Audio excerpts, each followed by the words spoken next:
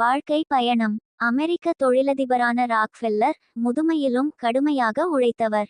ஒருமுறை விமானத்தில் பயணித்தார். அப்போதும் ஏதோ வேலையாக இருந்தவரை கண்டு அருகில் இருந்த இளைஞர் வியப்புற்றார்.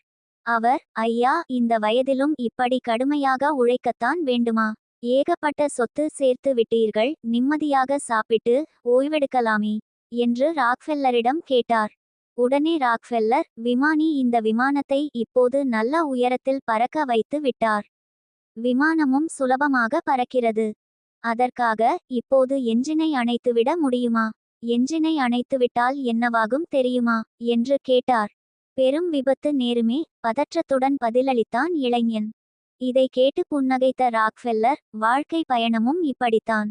கடுமையாக உழைத்து உயரத்துக்கு வர வேண்டியுள்ளது. வந்த பிறகு உயரத்தை தொட்டு விட்டோமே என்று உழைப்பதை நிறுத்தி விட்டால் தொழிலில் விபத்து ஏற்பட்டு விடும். உழைப்பு என்பது வருமானத்துக்காக மட்டுமல்ல, உடல் ஆரோக்கியம் மற்றும் மன நிம்மதிக்காகவும் தான் என்று விளக்கம் அளித்தார். Web links